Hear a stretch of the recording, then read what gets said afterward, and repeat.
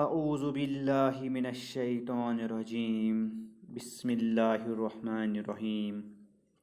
अस्सलाम अलैकुम टाठियो बच्चों।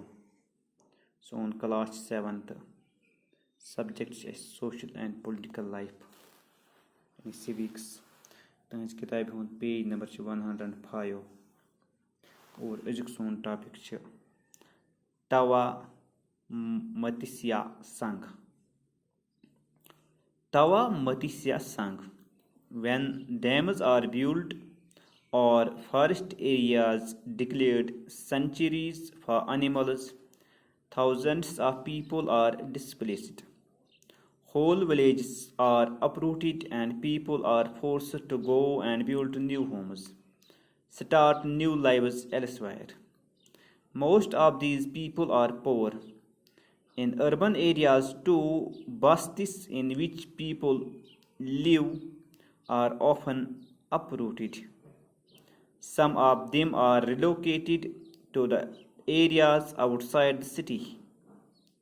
Their work as well as their children's schooling is severely disrupted because of their distance from the outskirts of the city to these locations.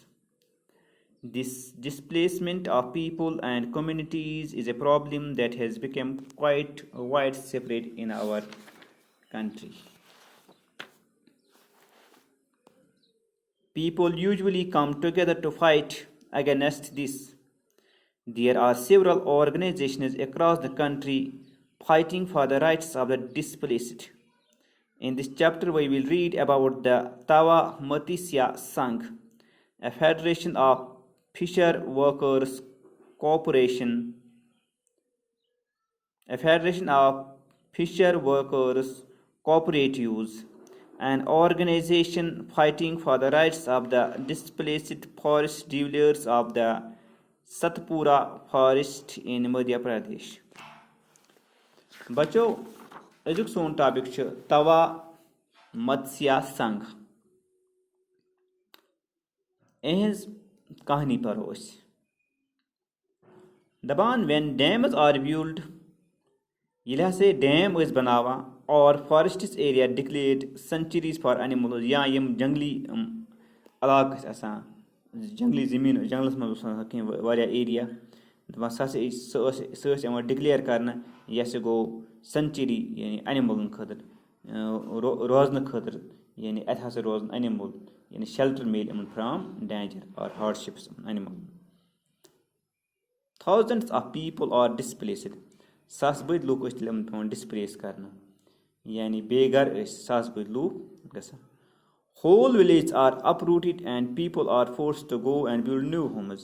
दपान सोरी गांव uproot कर यानी इन जर्स उखाड़ना जर्सान मान मूल गामन कड़ान and people are forced to go and build new home. और लूक मजबूर करना तुह नीरु ये और तुह बनोयु नई मकान.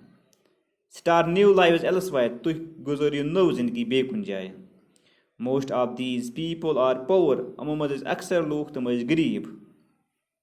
In urban areas too, दबा गमी शहरी इलाकन मज ते bastis in which people live. यम लोग रोजान तम बस्ती मज bastis तुमने मज लोग रोजान are often uprooted. अमन ते जर्स उखाड़ा. Some of them are relocated to the areas outside the city. Amo मज कह रिलोकेट करना कहन दोबार यानी मुंतकिल तुम दोमी जाए रिलोकेट को मुंतकिल यानी अम मुंतकिल दोम जायन करना मगर शहर neighbour. Their work as well as their children's schooling is severely disrupted.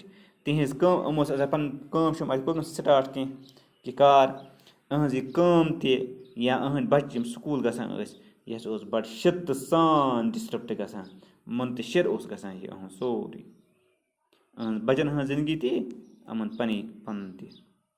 Because of the distance from the outskirts of the city to these locations, कि अमन दूर कुन जान त्रावान पत वारिया डिस्टेंस कड़न वारिया सफ़र कड़न ओत तान बे वातन खतर चाहे शुर आसान स्कूल गसन या अमन कम कम चलान. The displacement of people and communities is problem that has become quite widespread in our country. दबो इस displacement करन छे एक ही जाय पे तोलन लोग निन बिकी जाय यानी घर बेघर करन लोग या का कम्युनिटी बेघर करन इस बड़ बड़ प्रॉब्लम इस पूर मुल्क में बिकनस फैलित छ इस वाइडली स्प्रेड यानी दूर दूर तक फैला हुआ है सैनिस मुल्क में. People usually come together to fight against this. दबा लोग हसबी मामूल यानी हसबी मामूल लोग गसान यकजा हम अत खिलाफ लड़ान ये डिस्प्लेसमेंट केस कर. There are several organizations across the country fighting for the rights of displaced. दपान ये मुल्क मज वारियाह ऑर्गेनाइजेशन तम यम लड़ान अत खिलाफ यम डिस्प्लेस आय कर बेघर आय कर तो और इहंद तरफ लड़ान.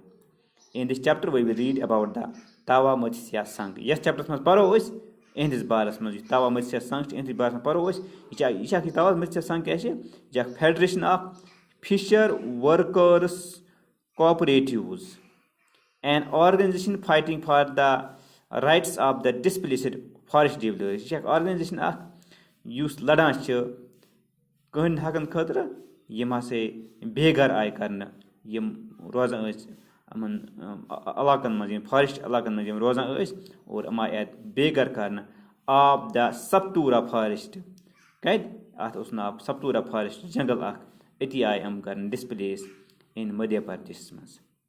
तो इंशाल्लाह पको पका ब्रोट कुन वो अत क्या क्या ब्रो कुन यह मत्स्य संघ यह गुस रोल कर अदा अत मज. तो आज गो युति खुदा हाफिज.